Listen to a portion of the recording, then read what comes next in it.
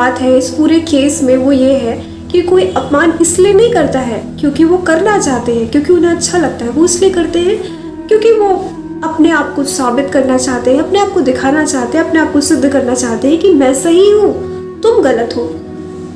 तो अगर कोई ऐसा करता है तो एक बात तो हमेशा हमें अपने दिमाग में लेके चलनी चाहिए कि सिद्ध करने की ज़रूरत उससे पड़ती है जो गलत होता है। गलत को सिद्ध करने की ज़रूरत पड़ती है, जो सही है उसे सिद्ध करने की क्या ज़रूरत है। जो सही है वो तो सही है, वो तो सनातन सत्य है, उसे सिद्ध करने की क्या ज़रूरत है, वो तो ऑलरेडी है। अब नहीं भी सिद्ध किया जाएगा, नहीं भी कहा जाएगा, तो कभी ना कभी उसका आभास तो आने वाले टाइम पे हो ही जाएगा कि क्या सही है क्या गलत है। आप समझदार हैं, सामने वाला आपकी बात नहीं समझ रहा है तो कुछ सिद्ध करने की ज़रूरत नहीं है। आप सही हैं तो आप शांतिपूर्वक चुपचाप बैठ जाइए, कुछ मत कहिए, कुछ मत जताइए, कुछ मत बताइए।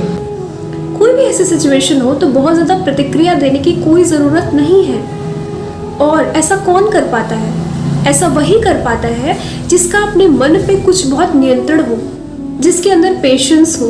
तो सबसे ज़रूरी बात इसके पीछे जो समझने वाली है, ज़िंदगी जब आपको झटके पे झटका देती रहती है, ज़िंदगी एक के बाद एक के बाद एक के बाद आपको तोड़ती रहती है, तब आप में जानते हैं क्या आता है? तब आप में पेशेंस आ जाता है, तजुर्बा आ जाता है, अनुभव आ जाता है। तब आप सीख लेते हैं जीना।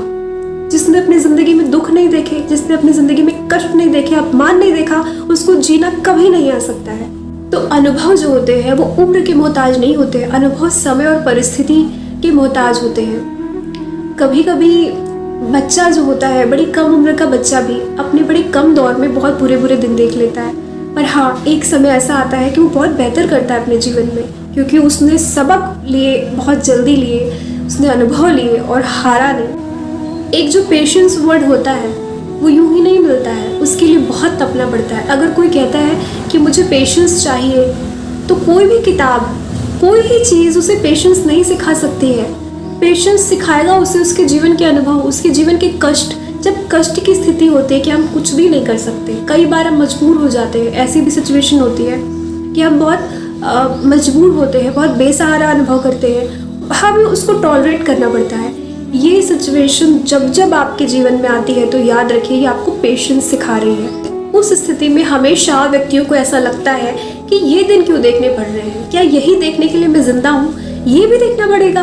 तो वो जो स्थिति है वो और माध्यम से, किसी और माध्यम से आपको अनुभव मिल रहे हैं, आपको धैर्य सिखाया जा रहा है। बड़े भाग्यवान होते हैं वो लोग जिनके जीवन में अपार कष्ट आते हैं, क्योंकि वो ही लोग होते हैं जो उन कष्टों से ऊपर उठने का तरीका जान लेते हैं और फिर लोगों को बताते हैं कि क्या तरीका है उससे ऊपर उठने का, कैसे उससे ऊपर उठा जा सकता है। क्योंकि बिना पानी में तैरे, बिना पानी के अंदर गए आप कभी तैरना नहीं सीख सकते हैं।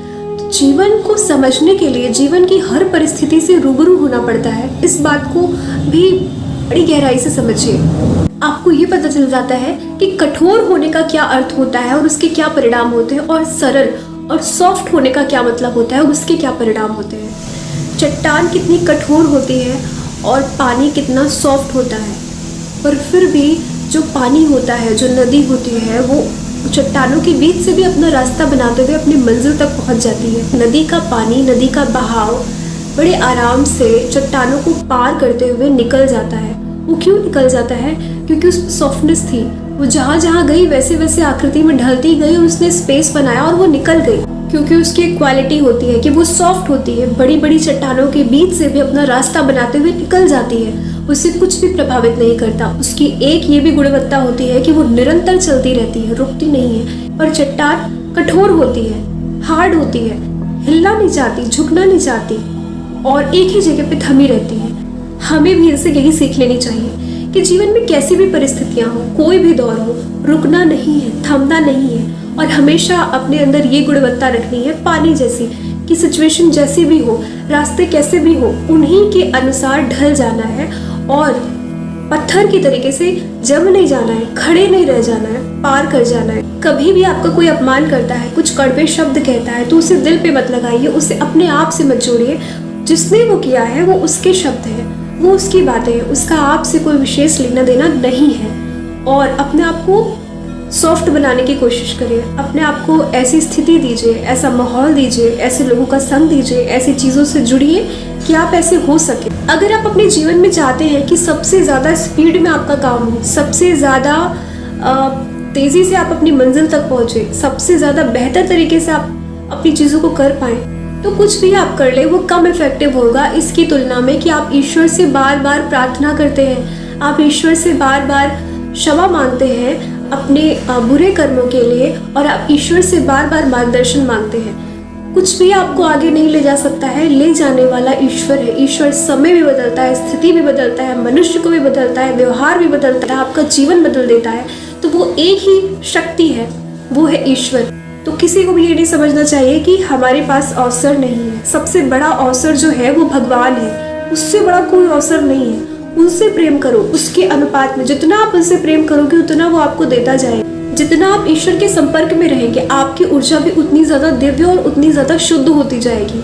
और साथ ही साथ जब आपको ईश्वर का स्नेह मिलेगा तो आपके अंदर से भोग की इच्छा भी खत्म होती जाएगी, और जिसके अंदर से भोग की इच्छा खत्म हो जाती है, लक्ष्मी सदैव उसके पास रहती है। ये जो वासना से और भोग से ऊपर उठने लगते हैं, या जो उनका उपयोग स्वयं के हित के लिए ही मात्र नहीं, वो औरों के लिए भी करते हैं।